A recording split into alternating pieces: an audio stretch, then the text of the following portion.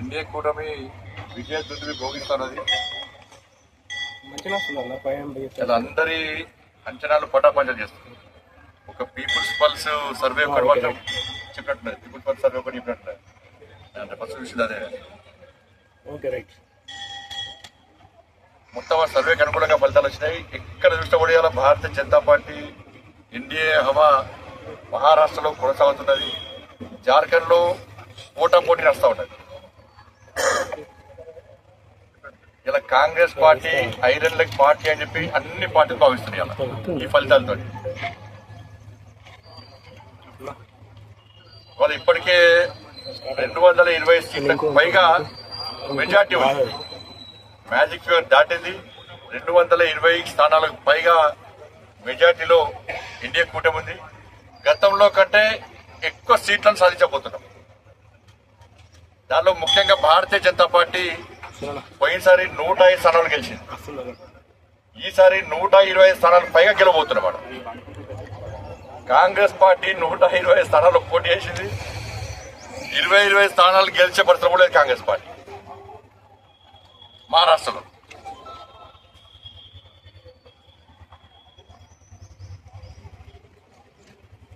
దాంతోపాటు యూపీలో కూడా 9 స్థానాల్లో 7 స్థానాల్లో భారతీయ జనతా పార్టీ మెజార్టీలో ఉంది.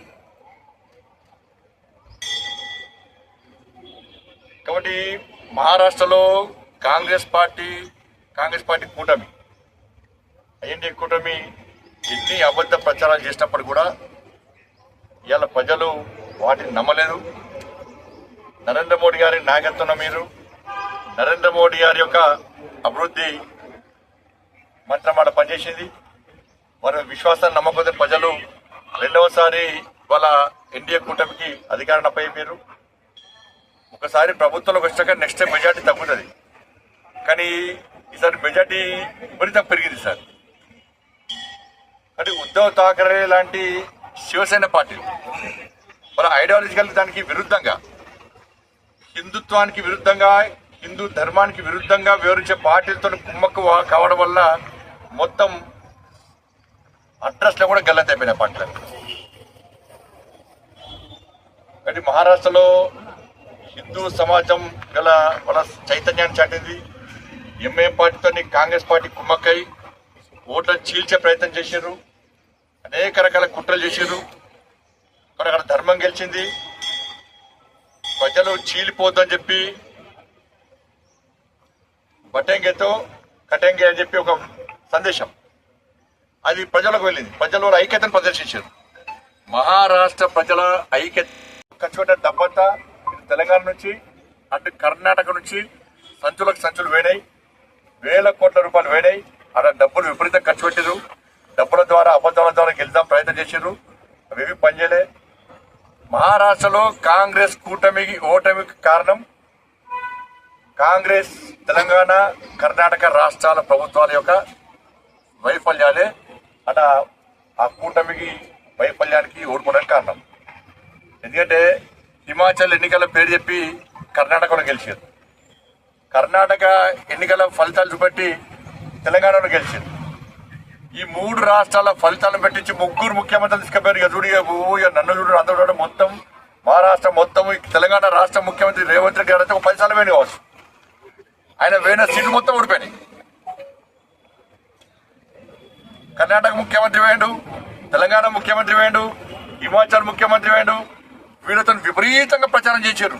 మేము ఇన్న హామీలు ఇచ్చినాం, ఈ గ్యారెంటీ ఇచ్చినాం, 10 గ్యారెంటీలు అక్కడ, 5 న్యాయం చెప్పి కర్ణాటకలో, 6 గ్యారెంటీలు అని చెప్పి తెలంగాణలో మేము అమలు చేస్తామంటే ప్రజలు ఇక్కడ ఏ విధంగా ధోకా చేసింది కాంగ్రెస్ పార్టీ, ఏ విధంగా నమ్మక ద్రోహం చేసింది ఈ 3 రాష్ట్రాల్లో, ఏ విధంగా ప్రజలను వంచింది, ఎన్నికల ముందు హామీలు ఇచ్చే విధంగా మోసం చేసింది, తిరిగి మహారాష్ట్రలో ఏ విధంగా తప్పుడు ప్రచారం చేస్తుందో ప్రజలు విశ్వసించరు, ఆ నమ్మిరు అని అన్ని వాస్తవ విషయాలు గ్రహించారు. కాబట్టి కాంగ్రెస్ పార్టీ ఓటమికి కారణం తెలంగాణలో కాంగ్రెస్ ప్రభుత్వం, కర్ణాటకలో కాంగ్రెస్ ప్రభుత్వం, హిమాచల్లో కాంగ్రెస్ ప్రభుత్వం యొక్క వైఫల్యాలు, ఇచ్చిన హామీలు నెరవేర్చకుండా ఉల్టా తప్పుడు ప్రచారం చేయడం ఇలా మహారాష్ట్రలో కాంగ్రెస్ కూటమి ఓటమి చెందింది. నరేంద్ర మోడీ గారు ఈ దేశాన్ని అభివృద్ధి చేస్తున్న తీరు, గతంలో మహారాష్ట్రను అభివృద్ధి చేసిన తీరు, మహారాష్ట్రలో నరేంద్ర మోడీ ప్రభుత్వం సంక్షేమ ఫలాలు అందించిన తీరు, మోడీ గారి నాయకత్వం, ప్రత్యేక విశ్వాసం, నమ్మకం, మోడీ గారి యొక్క అభివృద్ధి మంత్రం ని ప్రజలు నమ్మిరు కాబట్టి ఈ ఫలితాలు వచ్చినాయి. నిజంగా మహారాష్ట్ర ప్రజలకు కూడా హైట్స్ ఆఫ్. తెలంగాణ రాష్ట్రం నుంచి కూడా అనేక మంది నాయకులు, కార్యకర్తలు చాలా మంది ఇవాళ మహారాష్ట్రలో ప్రచారానికి పోయారు. కాంగ్రెస్ పార్టీ, కర్ణాటక ఎమ్మెల్యేలు, ఇక్కడ ఎమ్మెల్యేలు బూజుకొక్కలేరు, కానీ ఎమ్మెల్యేల ప్రచారం పనిచేయలే. బీజేపీ కార్యకర్తల ముందు బీజేపీ కార్యకర్తలు ప్రతి ఇంటిలో అభివృద్ధి గురించి చెప్పారు, మోడీ గారి నాయకత్వం గురించి చెప్పారు, ప్రజల ఓటు రిక్వెస్ట్ చేశారు. కానీ కాంగ్రెస్ పార్టీ అబద్ధాలు ప్రచారం చేసింది కాబట్టి వాళ్ళకు వాళ్ళ అడ్రస్ గల్లైంది. కాబట్టి Congress party iron leg party. ఇక పార్టీతో ఎవరు ఉండరు. ఇక ఐఎన్డీఏ చీలిపోవడం ఖాయం, ఐఎన్డీఏ కూలిపోవడం ఖాయం. దాన్ని ఎవరు పట్టించుకోరు. ఐరన్ లెగ్ పార్టీతో ఉండేటువంటి ప్రయత్నం ఎవరు చేయరు. కానీ తెలంగాణ ప్రభుత్వం కూడా ఇదే గతి పట్టబోతున్నది. తెలంగాణ రాష్ట్ర ప్రభుత్వాన్ని కూడా కాంగ్రెస్ పార్టీ ప్రభుత్వానికి ఇదే గతి పట్టబోతున్నది. మీరు హామీలు ఇచ్చి ఇలా ఏ ఒక్క హామీని నెరవేర్చే ప్రయత్నం చేయలే. ఇలా ఉల్టా రాష్ట్ర ముఖ్యమంత్రి తెలంగాణ నిష్పెట్టుకుని అక్కడ ప్రచారం చేశారు. కాంగ్రెస్ పార్టీ మంత్రులు ప్రచారం చేశారు. 2,500 రూపాయలు ఎంతమంది మహిళలకు ఇచ్చారో మహారాష్ట్రలో చెప్పలేకపోయారు. మేము పోయి చెప్పినాం. కాంగ్రెస్ పార్టీ మోసాలని కూడా చెప్పినాం. మేము పోయి కిషన్ రెడ్డి గారు వేరు, నేను వేరా, ఇంకా చాలా మంది నాయకులు పోయి వాస్తవ విషయాలు చెప్పినాం. తెలుగు వాళ్ళందరినీ కలిసాం, తెలుగు వాళ్ళందరికీ కూడా విషయాలు చెప్పినాం. వాళ్ళు వాస్తవ విషయాలు గ్రహించారు. మరి కాంగ్రెస్ పార్టీ తెలంగాణ రాష్ట్ర ప్రభుత్వం, తెలంగాణ రాష్ట్రంలో కాంగ్రెస్ పార్టీ ప్రభుత్వం మీరు ఇచ్చిన హామీలు నెరవేర్చారా? లేకుంటే మహారాష్ట్ర ప్రజలు ఏ విధంగా తిరగబడుతున్నారో తెలంగాణ రాష్ట్రంలో కూడా ఈ తెలంగాణలోని కాంగ్రెస్ పార్టీ ప్రభుత్వం మీద తిరగబడే రోజులు అతి తక్కువ సమయంలో రాబోతున్నాయి. 2,500 రూపాయలు ఎంతమంది మహిళలకు ఇచ్చారు, ఎంతమందికి తులం బంగారం ఇచ్చారు, ఎంతమంది స్కూటీలు ఇచ్చారు. వ్యవసాయ శాఖ మంత్రి చెప్పినట్లుగా ఇంకా 22 లక్షల మందికి ఎప్పుడు రుణమాఫీ చేస్తారు? రైతు భరోసా ఎప్పుడు ఇస్తారు? రైతు కూలీలకు 12,000 రూపాయలు ఎప్పుడు ఇస్తారు? 500 రూపాయల బోనస్ ఇంకా ఎప్పుడు అకౌంట్లు వేస్తారు? కొనుగోలు విషయంలో రైతులను వంచినందుకు క్షమాపణలు ఎప్పుడు చెప్తారు? 2 లక్షల ఉద్యోగాలను వెంటనే భర్తీ చేస్తున్నారు, ఎప్పుడు భర్తీ చేస్తారు? ఇచ్చింది 30,000 ఉద్యోగాల నోటిఫికేషన్ అయితే 50,000 ఉద్యోగాలు ఇస్తామని చెప్తున్నారు. మహారాష్ట్రలో చెప్పారు.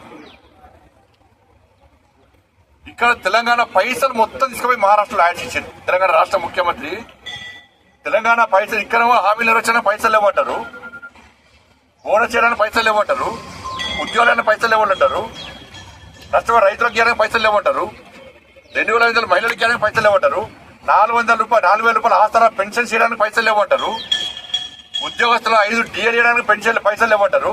కానీ ఇక్కడ కోట్ల రూపాయలు తీసుకుపోయి మహారాష్ట్రలో యాడ్ ఇచ్చారు. అన్ని అబద్ధాలు యాడ్స్ ఇచ్చారు. ఏమైనా యాడ్స్ ఇవ్వాలా? ఏం పని చేసిన యాడ్స్ అన్ని తప్పుడు ప్రచారాలే. కాబట్టి ఈ గ్యారెంటీలను ఇచ్చిన 6 గ్యారెంటీలను అమలు చేస్తారా, చేయరా? చేయకుంటే ప్రజల తిరుగుబాటుకు ప్రభుత్వం సిద్ధంగా ఉండాలని చెప్పి పెంచింది. సంజయ్ ప్రభుత్వాలు లేని కాడ ఎట్లా గెలిచిన వాళ్ళు మరి ఈవీఎంలు ట్యాంపరింగ్ చేస్తే పోయినసారి కంటే మాకు దేశంలో మెజార్టీ ఎందుకు తగ్గించుకుంటాం? మేము మొత్తం మాకే వేస్తాయి కదా. వారు 1 సైడ్ మేము వేసుకుంటాం కదా. కానీ ప్రచారాల వల్ల నమ్మరు. అన్ని ప్రచారం చేస్తేనే నష్టం అయిపోతున్నారు. ప్రజలు ఆలోచిస్తారు, ఇక్కడ ప్రజలు ఆలోచిస్తున్నారు. మన మహారాష్ట్రలో ప్రజలు తిరగబడ్డారు. ప్రజలు ఓటర్లు 500 ద్వారా గుణపడని చెప్పారు. ఈ ప్రభుత్వం తప్పుచారం చేసింది, నమ్మించి మోసం చేసే ప్రయత్నం చేసింది. ఈ ప్రభుత్వాన్ని చూసి చూడటుంటే మా కొంపలు ముంచుతుంది కాంగ్రెస్ పార్టీ ప్రభుత్వం. కాబట్టి పక్క ఇక్కడ ప్రజలు చైతన్యం అవుతారు. భారతీయ జనతా పార్టీ నేతృత్వంలో మేము యుద్ధం ప్రారంభించబోతున్నాం. తప్పకుండా ఈ ప్రభుత్వం కూడా మనం చెప్తున్నాం. అవకాశం వాళ్ళు ఇయ్యరు. వాళ్ళే ఇప్పుడు ఈ ఫలితాల తర్వాత కాంగ్రెస్ పార్టీలో లుక్కలు పక్క చాలండి. ఎందుకంటే కాంగ్రెస్ పార్టీ ఎమ్మెల్యేలు, మంత్రులు తెలంగాణ రాష్ట్రంలో తిరగలేని పరిస్థితిలో ఉన్నారు. వాళ్ళ మహారాష్ట్ర ఎన్నికల తర్వాత, ఫలితాల తర్వాత ఇంకా తిరగలేని స్థితిలో ఇలా కాంగ్రెస్ పార్టీ నాయకులు ఉంటారు. వీళ్ళు ఎన్ని ఊగేటప్పుడు ఉపన్యాసాలు ఇచ్చినా కూడా వీళ్ళు ప్రజలు పట్టించుకోరు. ప్రజలు ప్రశ్నించే స్థాయికి వచ్చారు. ఇప్పుడు ప్రజలు ప్రశ్నించే స్థాయికి వచ్చారు. ప్రజలు నిలదీసే స్థాయికి తెలంగాణ రాష్ట్రంలో వచ్చారు, వస్తారు కూడా. ఇక ఏం చేస్తారు? ఇక ప్రజలు తిరగలేని పరిస్థితిలో ఆది నాయకత్వం మీద వాళ్ళు ఒత్తిడి తీసుకొస్తారు, ప్రశ్నిస్తారు. కాబట్టి దాన్ని ఏదైనా జరగచ్చు. వాళ్ళ కూలాలని మేము అనుకుంటలేము.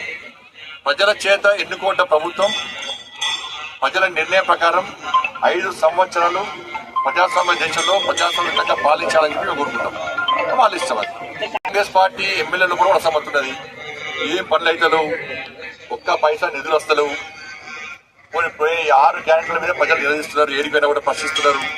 మేము తినలేని పరిస్థితిలో ఉన్నాం, మా పరిస్థితి ఏంది అని వాళ్ళు ఆత్మ విమర్శ చేసుకునే స్థితిలో కాంగ్రెస్ పార్టీ నాయకులు. నరేంద్ర మోడీ గారి నాయకత్వం, నరేంద్ర మోడీ గారి నాయకత్వం, నరేంద్ర మోడీ గారి నాయకత్వం, నరేంద్ర మోడీ గారి నాయకత్వం. బీజేపీ